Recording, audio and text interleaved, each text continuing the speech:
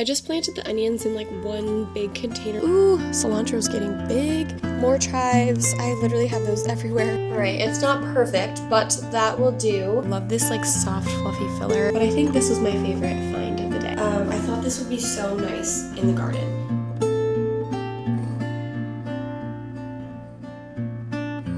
Hello, and welcome back to the channel. If you are new here, my name is Molly, and no, this is not poorly applied makeup. That is the remains of a black eye I have been recovering from for the last few weeks.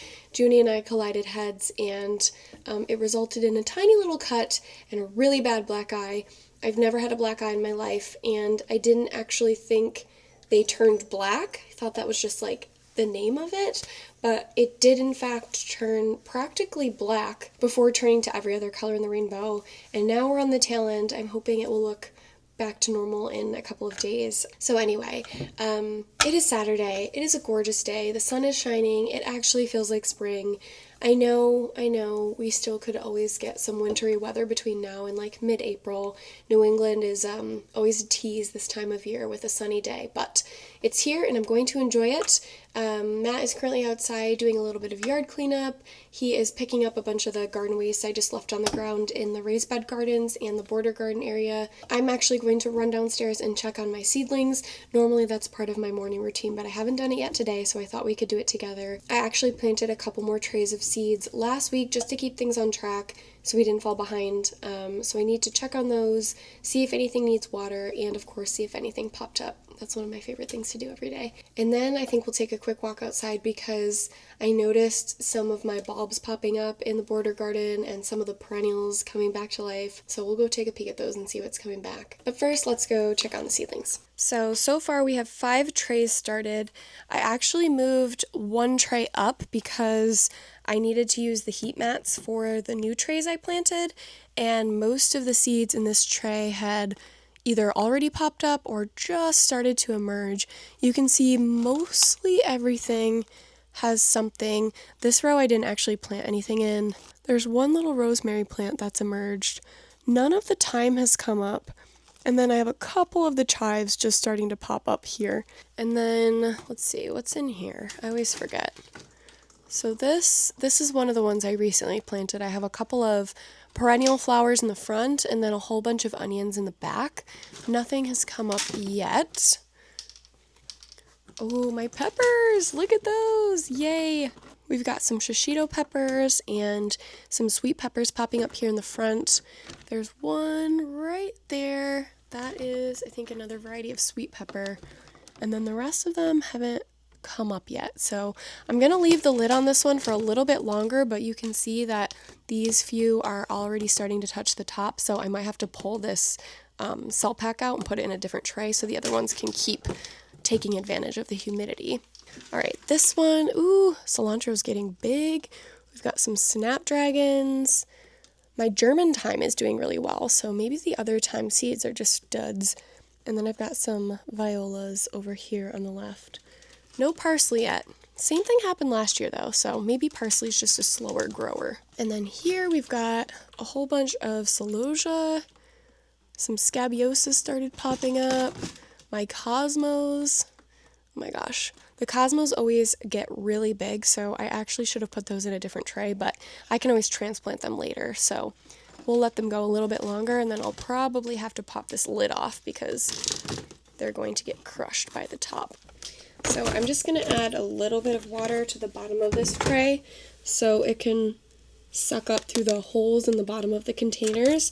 That way we don't disturb any of the seeds if they're kind of close to the top of the surface. I just planted the onions in like one big container like this.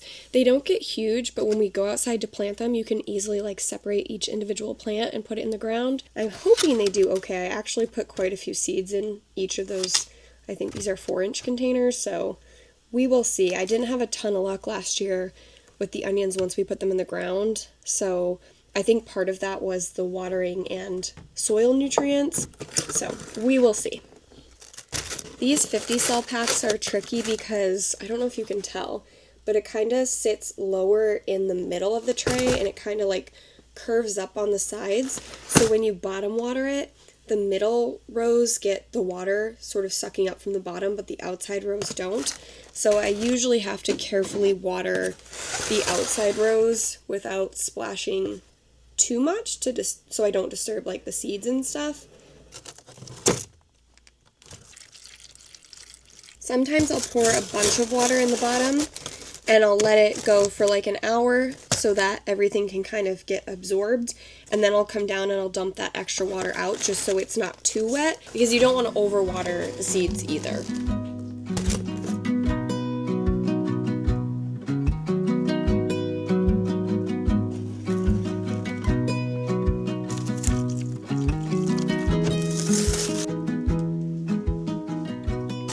You can kind of tell when things need to be watered because the trays are much lighter. So if they're not feeling like that weight of the wetness in the soil, then it's probably time to give them a little drink. Honestly, I feel like seed starting is like the adult version of like Neopets, or what were those little Tamagotchis? Like, that's what I feel like this is, because it's something to like come check on every day and decide if they need water or nutrients, or like if they're okay and I just need to let them sleep for a bit. So yeah, I feel like I've just taken some of my favorite things from childhood and turned them into adult activities. Before we go outside, I forgot to mention I also planted some microgreen seeds when I planted seeds last week in these cute little chinoiserie pots I thrifted last year, and they're starting to come up. I'm so excited. I've always wanted to do this, and it's such an easy thing. They sprout really quickly, and I put them in the kitchen because I want them to be accessible and easy to cut so we can add them to meals. And I also actually picked up a basil plant from Whole Foods when we went grocery shopping the other week. I'm not sure how it's doing. Like, these little leaves keep shriveling up, and I do keep watering it. Maybe it's too much water, but I was hoping to have a little green in the kitchen while we wait for everything else to start sprouting, so I may end up repotting this. We'll see. We went to Buffalo last weekend to visit my college roommate and her family, and when we were there, she had a little pot of mint sitting on their dining room table, and I was like, why am I not doing this? This is so genius. It's just like added a little bit of life to the space, and especially at a time like now when everything is dead, it's just starting to come back and you're just desperate for some color and life. So I was inspired to get that basil, and I think I'm also going to try to plant a few more herbs and sprinkle them in little corners of the kitchen just to get a little green in the space while we wait for everything else to grow outside. Speaking of outside, wow, this is awesome. Matt cleaned up the whole border garden. He pulled out all the dead stuff and all the leaves. So now I can actually see what's growing back, which is very exciting. There's one thing, I cannot remember what it is, and it is spreading like crazy. So, oops, my bad. Definitely gonna have to pull some of that out before it takes over the bed. But cool that it's growing back. I definitely need to edge this out. You can see it's kind of like blurring between the lawn and the garden, and I like to have a nice crisp edge, and that will just help contain the compost when we add it as well. But we've got some chives starting to grow back. These are always the first thing that come in strong. And then right behind it here, I can't remember if these are tulips, daffodils, or the alliums that I planted in this little corner, so we'll find out in the coming weeks. My silver mound is starting to come back. You can see these little new sprouts here at the base. My lavender is starting to come back. I've got some new sprouts down here. I love just like rubbing my fingers on it. Oh, it's so fragrant. My violets came back nice and strong. I mean, they're already flowering. That's huge, so that's really exciting. How many times can I say exciting, honestly? This is all oregano. So that will start coming in strong. Oregano actually does spread quite a bit, but I'm kind of okay with that, if I'm being honest. I think this is a columbine plant, if I remember correctly. I've got this in a couple of places, and that's coming in nice and strong. So I'm excited because last year it didn't flower, obviously. It was a little baby plant, but I'm hoping we get some flowers this year. This is either salvia or catmint. I think this might be the salvia plant. And I was worried it died last year. I mean, the soil here is really not great. I'm not sure if you can tell. It's a very sandy, like dense soil, and I wasn't sure this was going to do well. So we'll see how well that comes back.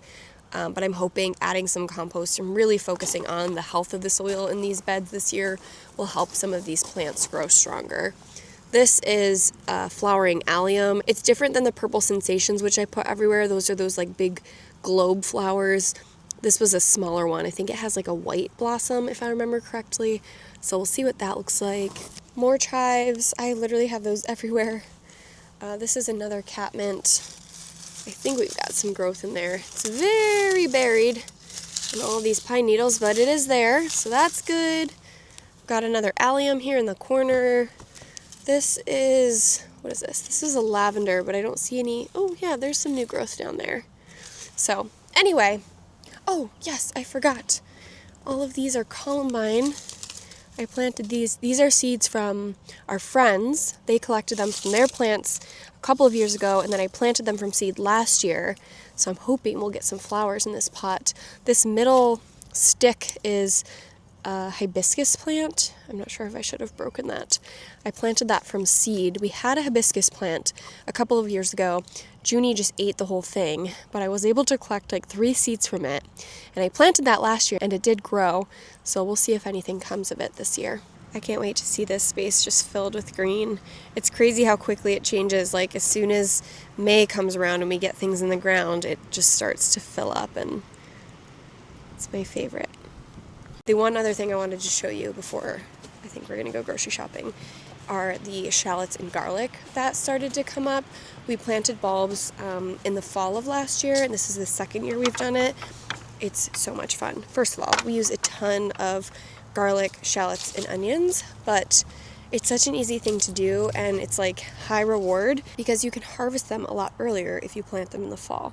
If you plant them in the spring, sometimes they take a little bit longer to mature. Now that the snow has melted, you can see our very neat rows of garlic and shallots. I thought we had more of a mix, but it looks like we have 4 rows of garlic and 1 row of shallots, but they are starting to pop up. You can see those little green tips kind of coming through in neat little rows. That's it in the garden for now. I won't bore you with every single thing that's popping up, but I'm going to head inside, help Matt with a grocery list, and then we're going to head to the grocery store to refill the pantry and the fridge for the week and make something fun for dinner tonight.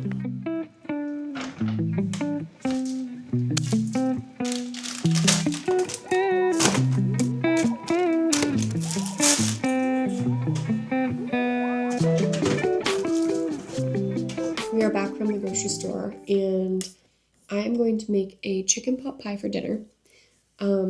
This is definitely one of our go-tos, but Matt picked a different recipe this time. I do not make my pie dough from scratch. I always get the refrigerated pie dough. It's pretty easy. I'm going to dice up all the veggies. I already have the frozen carrots that we blanched a couple of weeks ago from the CSA share.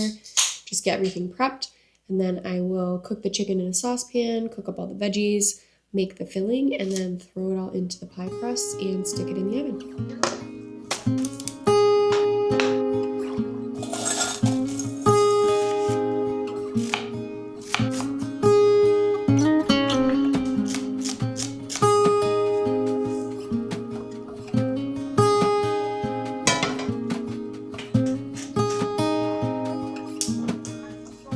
Well, you don't want to do what I'm dealing with, which is not having fully thawed out pie dough.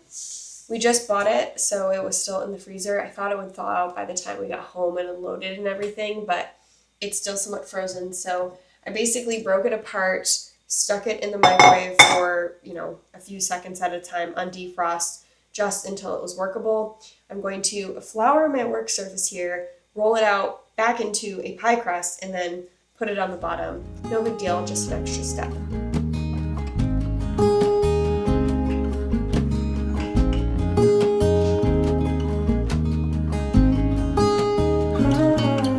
Alright, it's not perfect, but that will do. And then we'll just need to make sure we tug up the sides to make sure the top actually seals with the bottom. So there are a couple low spots here. I just want to make sure they don't fall in when I add the filling. So we'll just keep an eye on that.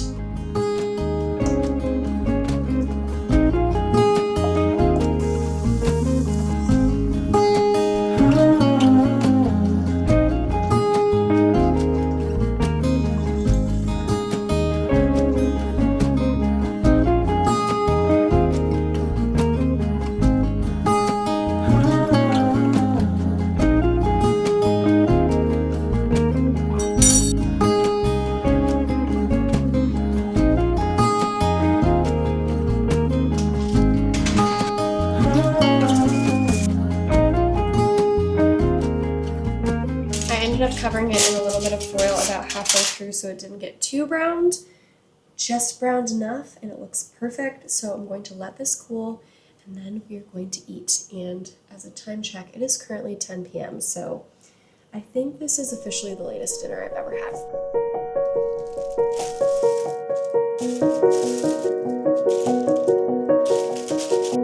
Good morning. I am getting ready to meet a friend to spend the day thrifting. And before I do that, I actually purchased some flowers when we went to the grocery store yesterday, but I just stuck them in water because I didn't have time to arrange them.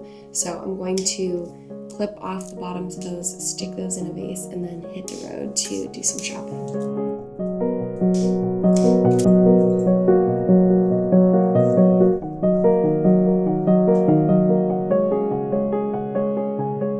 It is Sunday afternoon already. Today has absolutely flown by, as always. Saturday I wake up and I'm like, ooh, we've got a whole weekend ahead of us. And then Sunday I'm like, wait, where'd the time go? Does anybody else feel like that? I started the day arranging some of these flowers that I picked up when we went to Trader Joe's yesterday, but I didn't have enough time last night because dinner took so long, so I just stuck everything in a glass of water and I was able to do one arrangement this morning. But I've just grabbed a couple of my smaller vases. This was a gift from a friend who makes her own pottery. This one was a recent thrift find, you might remember, as is this bud vase. So I filled these with water and I'm just going to divide the rest of the flowers I have here among these three vases. And then I thought I would show you a couple of things I picked up while we were shopping today. We started at Village Consignment in Chelmsford, Massachusetts, and then we drove up to my favorite, Milford Market Antiques in Milford, New Hampshire, and we stopped at another one in Milford called On the Oval. And then on the way home, we stopped at a fourth place called Treasures, Antiques, Collectibles, and More. So we covered a lot of ground, and I will show you a couple of the things we brought back. But first, I'm going to get these flowers in these vases. I've already cut all the bottoms of them, so usually when I get like fresh flowers from like the grocery store or something, I'll trim all of the bottoms on a diagonal. So I did all of that this morning. And I'll also pull all of the loose leaves off the base here that's going to be sitting in the water, and that way when they're in the vase of water they don't get all like slimy and gross. And now that I have shorter vases, I'm actually going to cut them even further, and I'll probably pluck off some more of these leaves. If there are any like little sort of buds that are starting to bloom that I end up breaking off, I usually save those and I put those in a really small vase or a glass because they're still flowers and they're cute. So I can make like mini arrangements with those. And that happens with some of these flowers that are kind of like bunching like this one. So I'm just going to kind of like divide these up. I got a couple of different colors. I've got some yellow, and I don't remember the name of all of these flowers. I got some of these like mauve colored mums, which I thought were really pretty. I got this like wispy kind of lavender colored thing. I think it's a variety of lavender, but I've not seen this before myself, so if anyone knows what this is, let me know. I'm not even sure how well you can see it on the camera. And then I actually got some white carnations. A lot of people don't really like carnations. I get them because they last really long.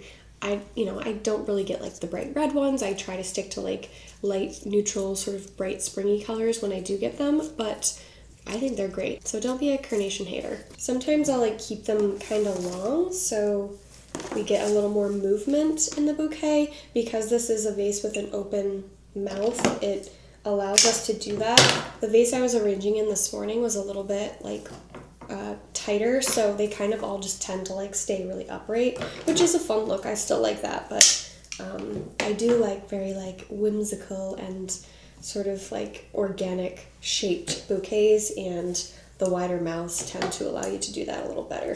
These guys are kind of like stuck around the neck because the stems are really short, but I think that's fine. I'm hoping some of these mums will bloom a little bit and get a little bigger, and that'll kind of help keep everything up. But I love the color scheme in this, just that like mauvey pink, that rusty sort of golden color, the light creamy, and the lavender, and just the variety of texture. That's always what I'm looking for. I love this like soft, fluffy filler, and I have some things like this, not in the lavender color, more in the green family, but I have some filler like this that I'm going to try to grow in the garden this year so that we can have these more textural bouquets. Okay, rapid fire. what I bought today. First, I got these two really cute apothecary jars. I always see them like at a really big size, and I've always liked the idea of filling them with something, whether it's candy or just decor, dried flowers, I mean, you name it. But they're kind of big, and I don't have a good place for a really big jar, so I'm always looking for a good small jar, and I found this mini one at Milford Market Antiques, and I was like, oh, now I feel like it needs like a pair or a trio of them. And we found one that was much bigger, and I was like, well, now I feel like it needs one in the middle, so I didn't end up getting that bigger one. I just got the small one. And then when we went to on the oval, I found this one, which was literally the exact same shape and style, everything, all the way up to the lid here. But it wasn't too big, so I'm glad I was able to find like a little duo here. I got this cute terracotta pot. Kristen pointed out that it said made in Italy on the outside, and I was like, oh, okay. And there was another one that was $8. This one didn't have a price on it, or you couldn't read it. And so when I brought it inside to ask, the lady was like, how about $5? And I was like, sold. So I feel like this is a good size. I think I'm going to try to repot some of my lavender or maybe some rosemary in this outside. A couple of my terracotta pots broke from being left outside in the winter last year, so I need to kind of move some of those plants to a fresh pot. Speaking of pots, I also got this really cute crock. I actually have a larger version of something similar that's like half black, half white, and usually crocks are really expensive. I don't really know why. I think they're just very popular, but this one was only $16.99, and I felt like that was a really good price for the size. I saw this exact same one at the Treasures, Antiques, and Collectibles store for $65. So, and I had already purchased this, so I was like, okay, I'm glad I grabbed that, because of course I was like, $17, I don't know. And obviously that was a great price. The last little thing I purchased was this really cute brass swan paper organizer. I thought it would be really cute in the office. I'm always attracted to brass, and I just love the curve of it. I liked the concept of being able to organize things. And I thought even when it's empty, it's kind of like a nice little decor piece. So I'm going to clean it up a little bit, and one of the wings here is loose. It looks like there's a couple screws on the bottom, so I just need to tighten those up. But I think this was my favorite find of the day. Just very unique and something I haven't really seen before. That's all. We also stopped at the LL Bean outlet on the way home, and I picked up another quarter zip sweater thing, and I also got like a jean jacket overlay. Actually, I'll just show you guys. Okay, so I got this like quilted quarter zip button down, and everything in the outlet was like ranging from 20 to 50% off or more, and this was 50% off, so I think I paid $40 for it. I actually have this exact same thing in a pink color as well. I just love a cozy sweater, I'm always cold, and these ones aren't too heavy, so they're kind of good transition pieces in like the fall or in the spring, or even on like a brisk summer night. I tend to be cold more often than not, even in the summer, so I like to have layering pieces, and I really liked the quilted kind of pattern, and the other one I wear all the time, so I figured I would grab another one of these. And then I also got this sort of like light jean overshirt. I thought this would be so nice in the garden. There are going to be some days outside where, I'm starting out and it's a little bit chilly, and then I get moving and I warm up, and it's nice to have just a little piece to throw over. This one was 30% off, and I think I ended up paying also $40 for it. I love buying LL Bean pieces because they're definitely better quality, but if you're paying full price, it does hurt the wallet a little more, so I'm very lucky to be around a lot of different outlet stores, including LL Bean, so I can still get like good quality pieces and not pay full price. Alright, now I have to get to editing. I have a thrift video that I owe you guys, and I really need to get that done so that I can get to bed at a decent time tonight, because last night it was a late night. A late dinner, a late night, just all of the things. So I want to get a good night's sleep to start the week off right. I hope you had fun hanging out with me this weekend. I know it was a little bit of a mishmash, but that's just kind of how weekends are lately, and I just like sharing all of that. So let me know if you like this kind of video. I am trying to have some sort of theme in my videos of recent, but that is hard for someone like me who's very scatterbrained. So I'm working on it. We have a long way to go, but hopefully we'll get there eventually. If you liked the video, make sure to give it a thumbs up, hit that subscribe button, click the bell notification if you want to be notified for future uploads, and share it with a friend if you think it's something they would like. I will catch up with you in the next video.